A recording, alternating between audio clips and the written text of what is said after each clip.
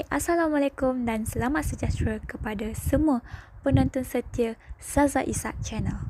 Hari ini, saya ingin beritahu anda 5 jenis barang kemas yang amat popular di kalangan rakyat Malaysia.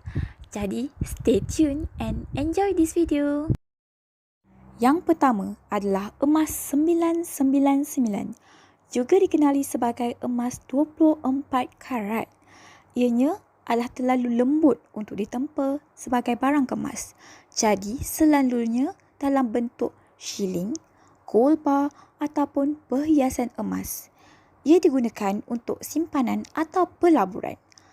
Harga emas ini adalah yang paling mahal di kalangan emas-emas yang lain.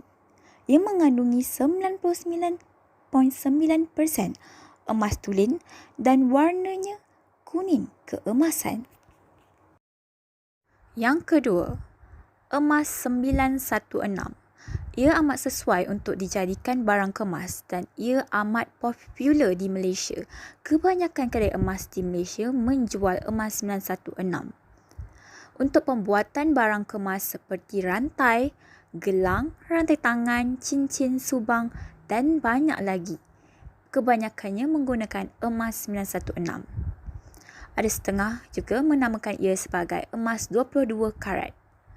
Mempunyai 91.6% emas tulen, 5% perak, 3.4% tembaga dan lain-lain bahan sebanyak 8.4%.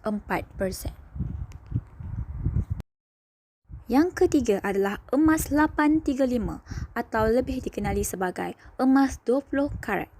Seringkali popular di kalangan rakyat Kelantan di mana ianya mempunyai 83.5%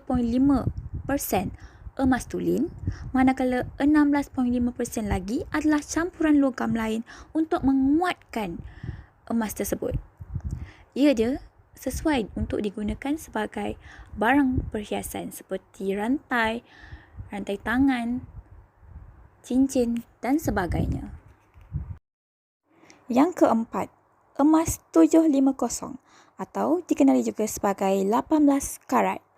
Emas ini juga sangat popular di Malaysia dan digunakan untuk membuat barang kemas yang menggunakan batu permata kerana campuran logam lain yang lebih tinggi.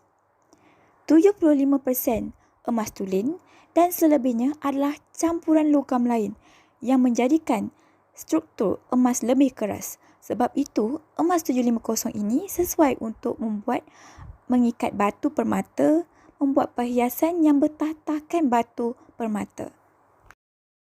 Yang kelima adalah emas 375 atau juga dikenali sebagai emas 9 karat.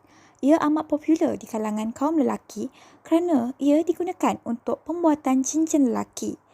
Mempunyai 37.5% emas tulen sahaja. Harganya sangat murah dan mampu milik.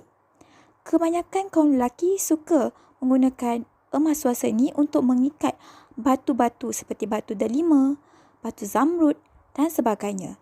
Tetapi kalau mengikut Islam, emas swasta amatlah tidak dibenarkan kerana ia mengandungi kandungan emas. Kerana di dalam Islam, lelaki tidak dibenarkan untuk memakai barang kemas. Selalunya, emas swasta ini kita tak galakkan untuk lelaki membelinya.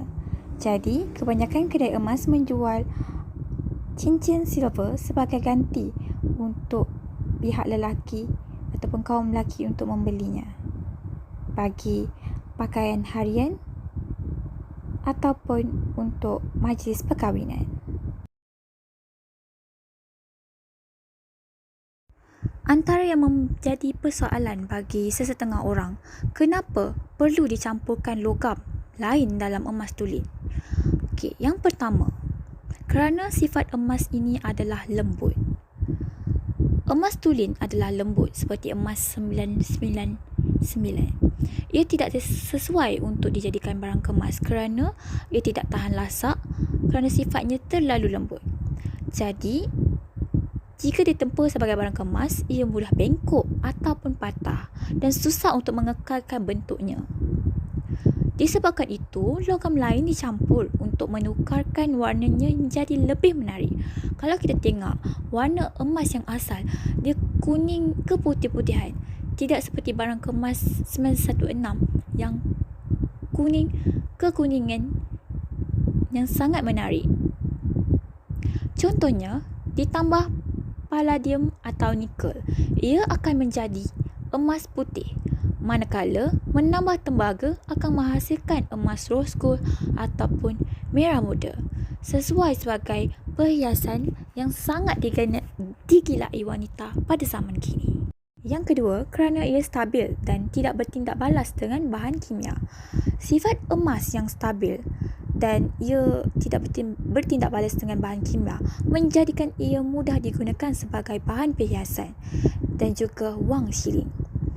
Ia tidak menyebabkan reaksi alergik kepada pemakainya dan juga kegunaannya meluas digunakan jika ia ditambah dengan logam lain.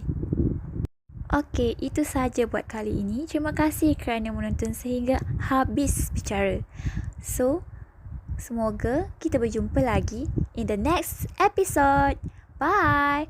Keep positive and don't forget to subscribe my channel, like and comment down below.